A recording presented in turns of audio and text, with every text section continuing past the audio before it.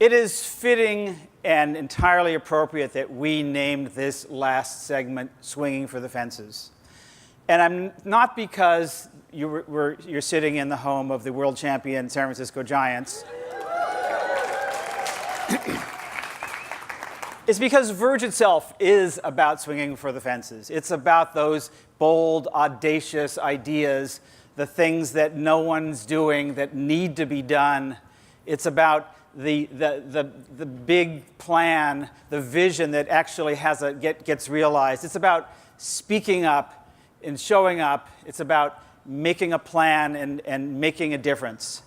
And I can't think of anyone who I would like to have help me bring this conference home more than our final guest of this conference. Please join me in welcoming the head of environmental initiatives at Apple, Lisa Jackson.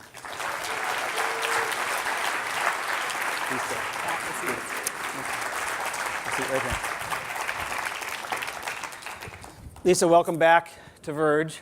Hey, it's good to be back. Hi, everybody.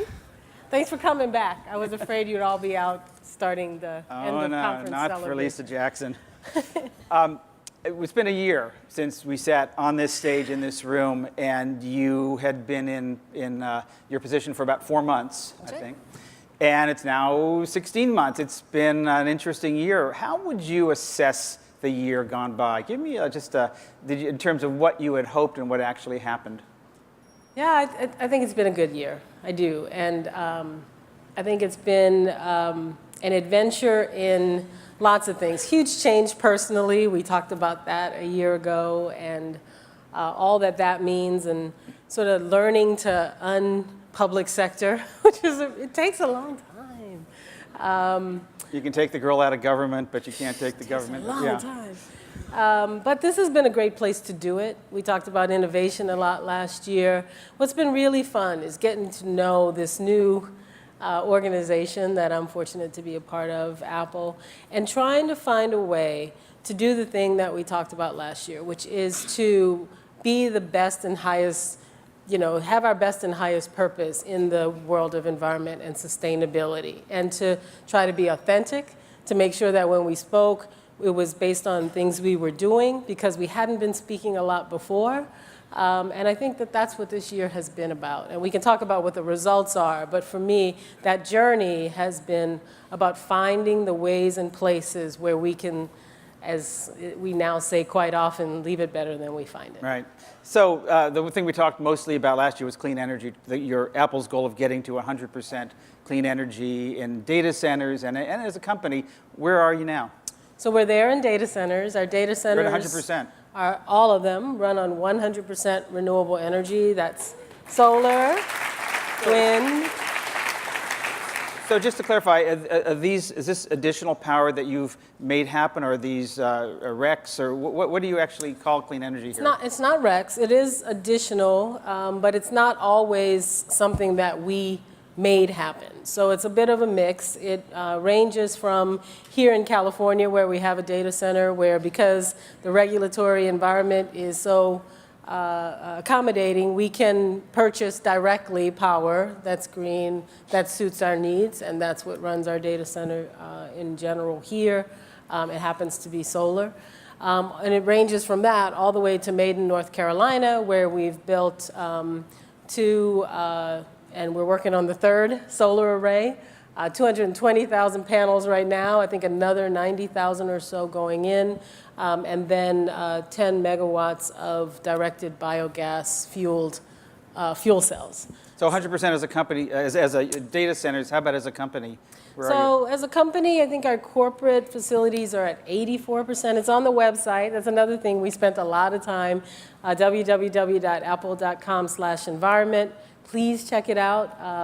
We wanted the experience of going to our environment page to feel like a product page. And if you've ever been, and many of you have, I can tell, been to an Apple product page, it's about telling that story and explaining who we are. So I think we're just north of 80% at our corporate facilities, or right around there.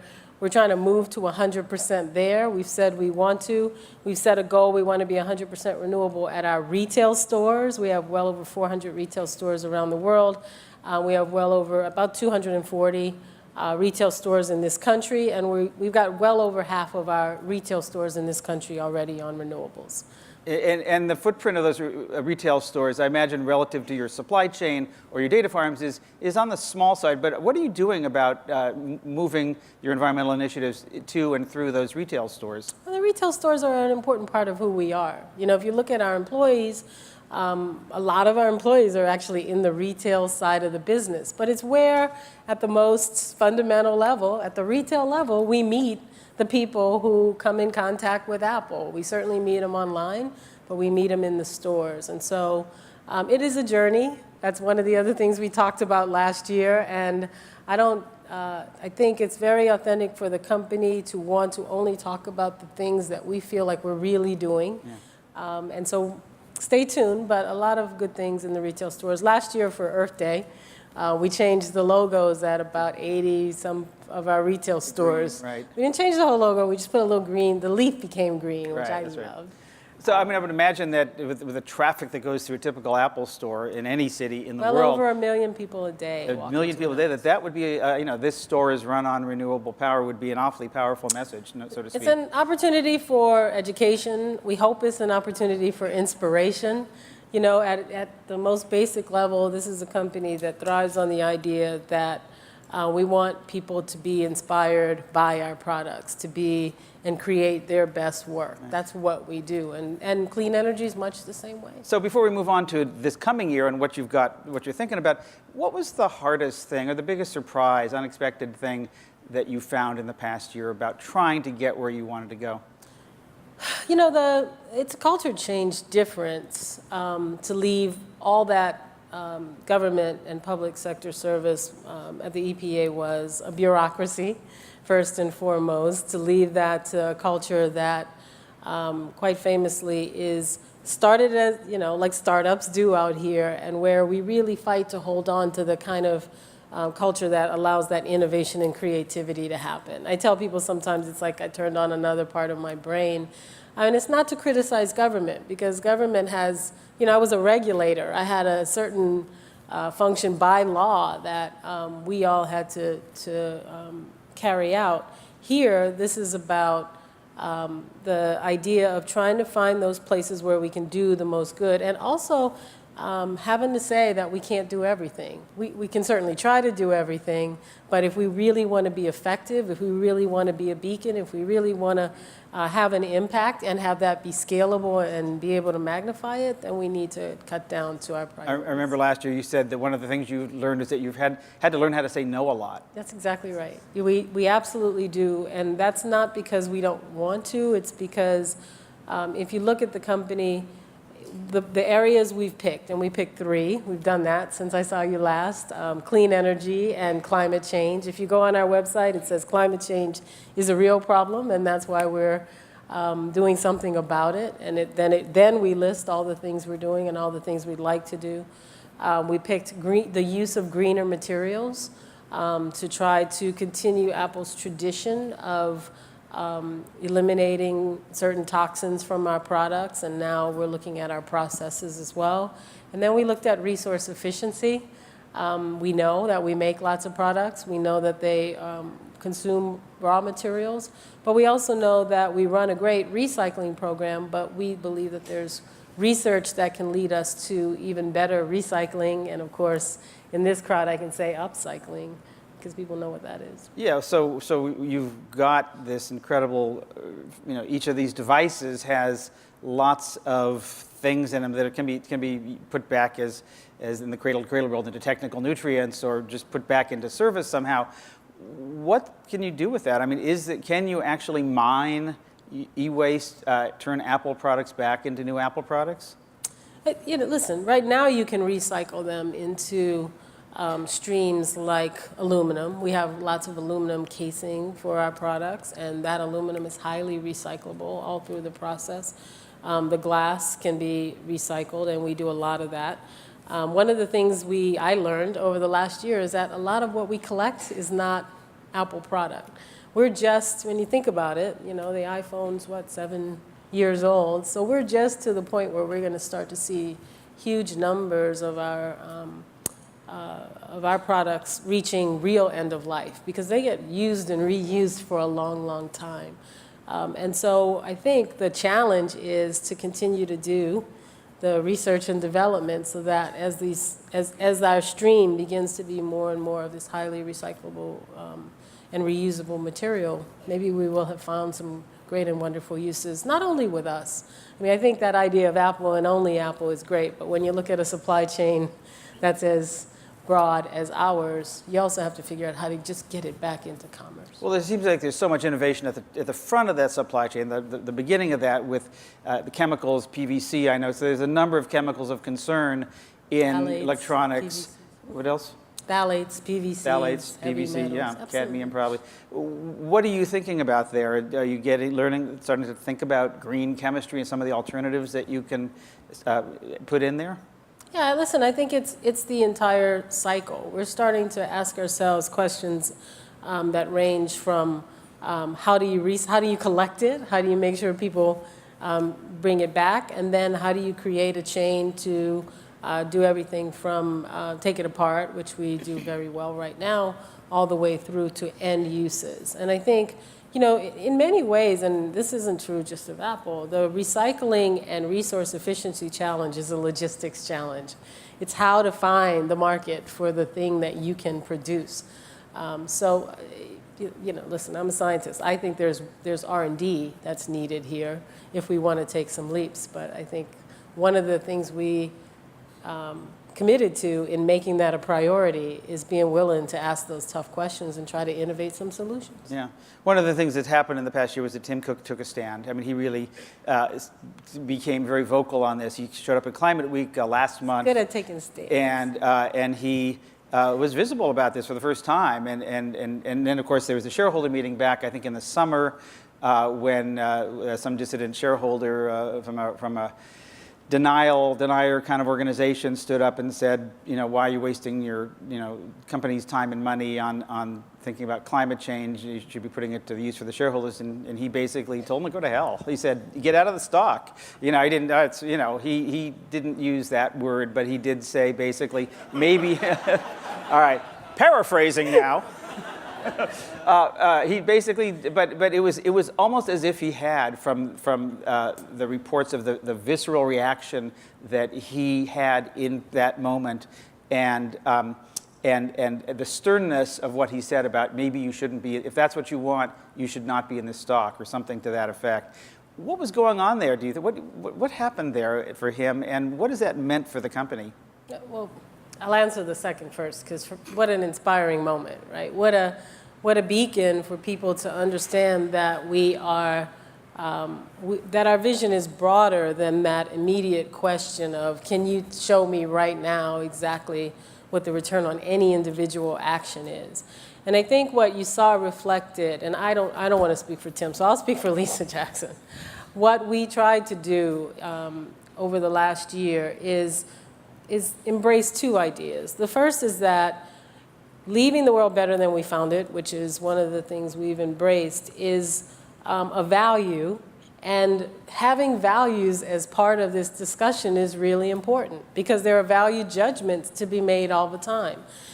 Just in the sustainability space, clean energy, water efficiency, resource efficiency. So you need values that help to guide decisions that are not, you know, cut and dry, black and white, one versus the other. And so that's a really, it's just a really inspiring place to be, to know that here's a person who's willing to say, first and foremost, there are certain things we do. And in fact, one of the examples he used that I loved was, he said, when we try to make our products accessible to people who are visually impaired, the first question isn't, well, is there an ROI on this? Right. And that's not the example that got used because people like to pick on clean energy, but it is exactly equivalent in some ways.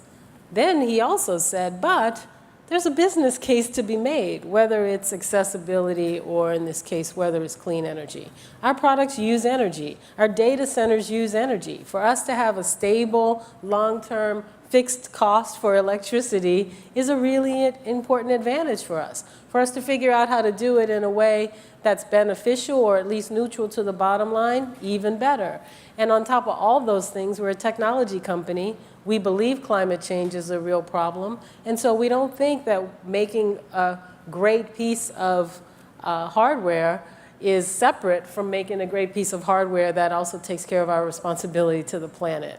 So all the energy you feel is, all the energy you see in me is how I think it was received inside the company, because it sort of coalesced in many ways all the things that I hope we now are reflecting as a company. It seems that Apple is being in the spotlight as much as it is. It's the largest company, I think, still in market cap, or one of the top two. I forget where you are these days. And the visibility of everything that happens, that rumors, and all that takes place in Apple as a product company and as a company in general, would be challenging in terms of, from an environmental perspective, in terms of trying to make change, that everything is scrutinized. Does that make it harder?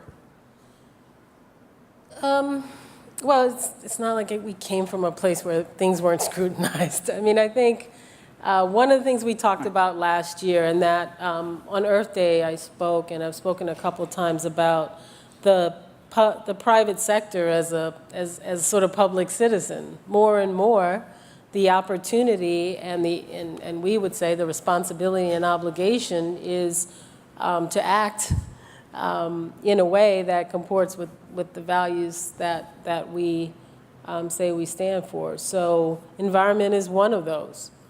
Tim has said in many places, including in Climate Week, that environment is one of the things that is important to us as a company.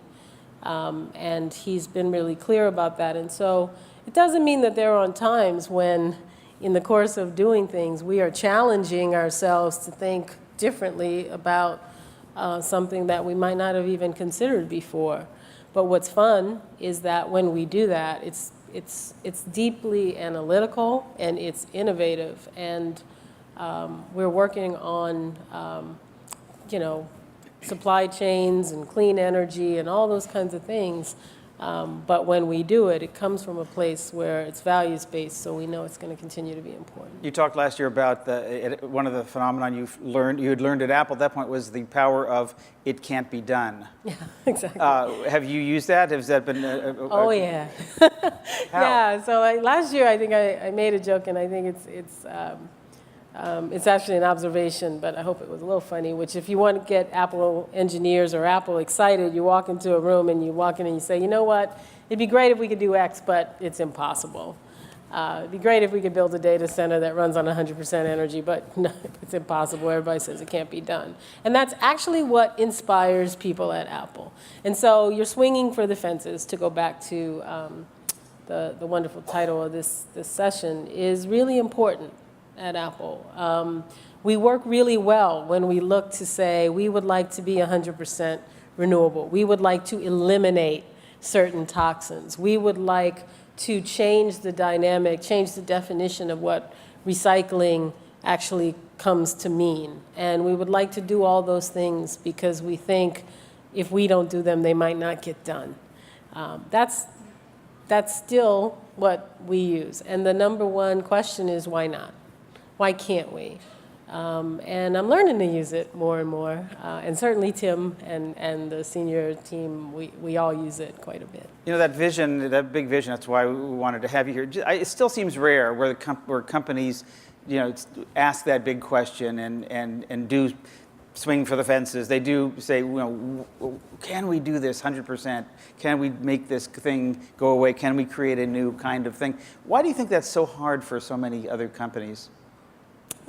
Well, you're asking the wrong person, because I worked at this one and one other company. But you interact with a lot. I'm sure there's a lot of that are coming through and talking and wanting to see what you do, and to whatever extent you're able to show them.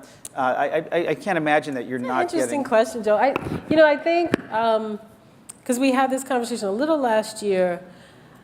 I wonder sometimes if in the all of our efforts to be as transparent as we can and set goals and all that's really important, we sometimes miss the swing for the fence moment where you throw all the incremental goals away and sort of think about it and say, why can't we do something completely different and important? And I think those are moments that we should be striving for. And it's one of the, I don't have a complaint, but I think it's one of the cautionary tales about all the accountability and reporting, because sometimes in that we might be underselling the moment when we don't ask those questions so we can ask some different ones. Yeah.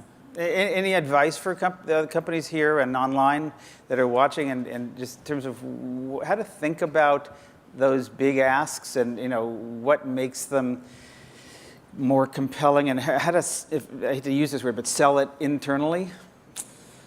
Yeah, I think I would simply say this, that whether it's in the business sector or the private sector, people respond to being asked. Passion becomes and manifests itself in action, but that passion, oftentimes people aren't challenged enough to wake it up. Now, I don't feel that way when I talk to this group. I think this is a group of people who who understand how important it is to look at a different future, envision it, and then, as Amy said to me just a little while ago, ask those pragmatic questions. So maybe years ago we were all just envisioning, but now what I've heard, I've asked people one word for the conference, and I heard pragmatic, I heard momentum, I heard, exciting, and I think we're moving and maturing into saying we're not losing that vision, but now we are implementing it, and we need to be stronger together as we are separately. So I don't think this group needs to necessarily say we can't ask those questions, but don't get me wrong, as much as we are driven by values, this is a company that can also execute. Yeah. And so you have to have both. I think that one of the challenges for a lot of companies is that you make it look easy. I know it's not, but you kind of do make it look that way. So let's move on to your new campus. You've got this, it's called AC2, or internally the Apple Campus 2 in Cupertino. It's this giant, it's called the Donut, the spaceship. I don't know the latest monikers, but, we probably should have thrown up the mothership. We should have probably thrown up some pictures of it, and we don't have that. But it's this big donut shape, and what's the dimensions of it? Oh, I don't know. Okay. That's a great question. Well, we don't have to, it's a very large, but it's big. You can see it if you fly over from. Yeah. But your CEO is now calling this the greenest building in the world. I mean, that's a heck of a lot of pressure, for one thing. Yeah, it is. But I think that's because he knows. And it was in design and concept for years before last year when construction started, and it's ongoing now. But that was the intent from the beginning. The intent was to make it a leadership project in terms of best in class for the kind of business it is. So it's 30% more energy efficient right now in the design than any other corporate campus / R&D. Because remember, this isn't just a building holding people at desks. This is a company that does real hands-on research and development. So we use energy in those labs, therefore we want to cut that by 30%. About 70 to 75% of the time, the intention is that there will not be cooling or heating of the ambient air. So there are specially designed louvers designed to bring fresh air, which is a good thing all by itself, into that building and then keep circulating it out. That'll be the main way to keep the building comfortable for employees. The campus will be almost 80% pervious surface, which is almost exactly the opposite of the old building, which was almost 80% impervious cover. And that new pervious cover is going to be about 7,000 new trees that we worked really hard to think about in terms of their impact. Maybe one of my favorite, given that recycling idea again, is that it's about over 90% of the material. So think of the windows, think of the pipes, think of the sheetrock, think of the roof, and the concrete, 90+% recycled, will be recycled. And I think the city requirement is somewhere about 75%. Before we get to a question or two from the audience, you told me about the migration green space. That's very cool. This is just a really cool story, and I'm scared to do it because David Muffley, our arborist, might kill me. But one of the things Apple has a corporate arborist? Yes, we do. Apple has an arborist.